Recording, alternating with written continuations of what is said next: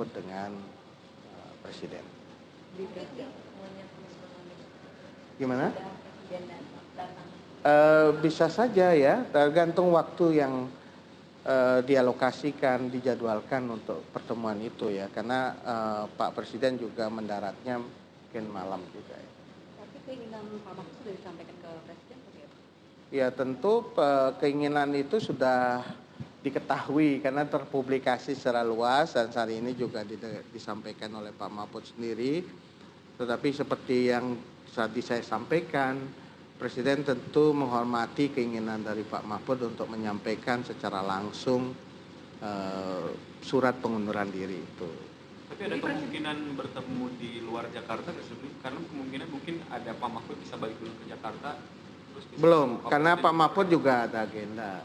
Ya hari ini beliau ada di Lampung, kemungkinan setelah itu juga ada agenda-agenda lain, ya tentu juga menyesuaikan dengan waktu bersama ya, Pak Mahfud agenda dengan kampanye, Presiden kembalinya baru besok malam. Gitu. Untuk konfirmasi berarti Presiden sekarang posisinya sudah tahu ya bahwa Pak Mahfud itu mengundurkan diri begitu dari jabatannya sebagai Menko Polhukam. Baru tahu nanti setelah secara resmi kan, setelah beliau menerima surat pengunduran diri. Tapi dari informasi tentu sangat banyak yang sudah beredar dan hari ini sudah dinyatakan secara langsung oleh Pak Mahfud MD.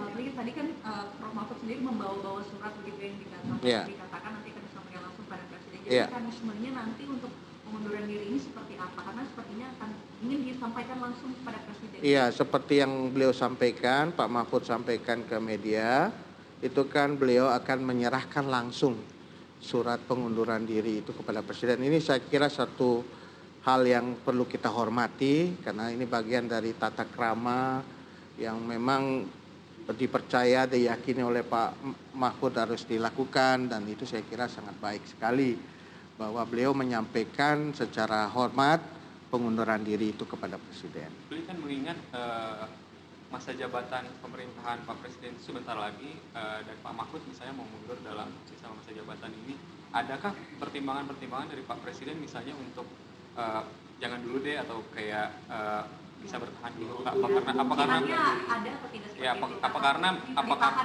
ya, apa karena menghormati keputusan politik aja? Iya, ini kan tentu kita harus juga menghormati keinginan dari Pak Mahfud ya.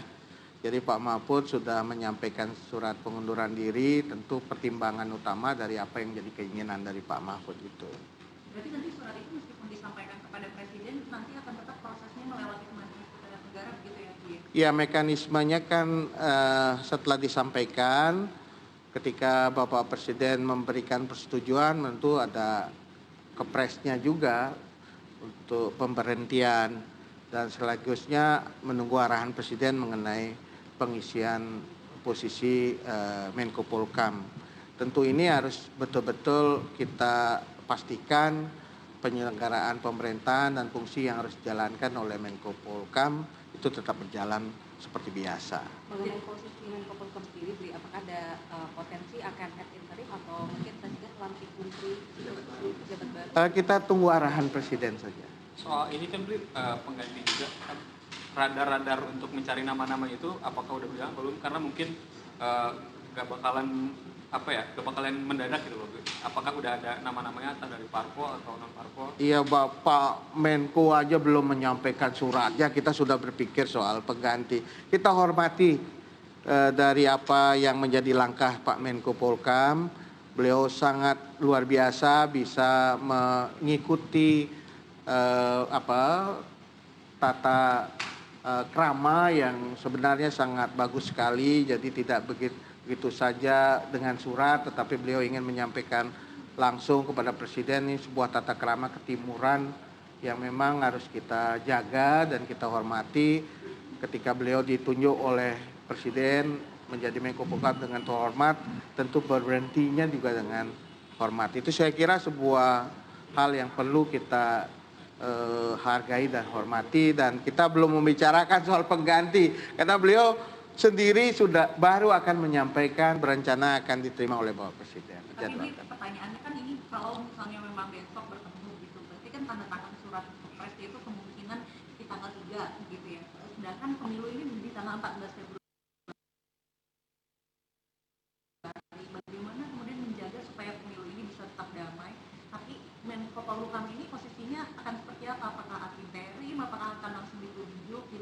Iya, yang prinsip utamanya adalah penyelenggaraan pemerintahan termasuk tugas dan fungsi Kemenko Polhukam harus tetap berjalan. Saya kira itu yang jadi prinsip utama. Mengenai siapa, apakah nanti akan ada menteri ad interim atau akan langsung definitif, itu akan menjadi bagian dari putusan dari Bapak Presiden yang kan segera akan disampaikan setelah beliau menerima Pak Mahfud. Jadi kita tidak membicarakan mengenai hal itu sekarang. Tetapi mengenai penyelenggaraan pemilu, saya yakin dengan sistem yang kita miliki dengan baik, yang sudah teruji keandalannya melalui institusi-institusi penyelenggara pemilu, kemudian dalam institusi pemerintahan juga kita tahu sudah berjalan dengan baik. Saya kira kita berharap tidak ada masalah yang terkait dengan pengunduran diri dari Pak Menko Polhukam. Proses penyelenggaraan pemerintah, fungsi-fungsi Kemenko Polhukam tetap berjalan dengan baik. Sampai saat ini belum ada, dan kita juga bisa memastikan bahwa roda penyelenggaraan pemerintahan tetap berjalan dengan baik, menteri-menteri bekerja menjalankan tugasnya juga dengan baik. Tentu itu kita harus betul-betul hormati dan kita jaga ya. Proses penyelenggaraan pemerintahan itu kan dilakukan untuk kepentingan masyarakat, kepentingan bangsa dan negara. Jadi kita harus betul-betul mengapresiasi ketika roda pemerintahan ini berjalan dengan baik, dengan menteri-menteri berjalankan fungsinya dengan baik.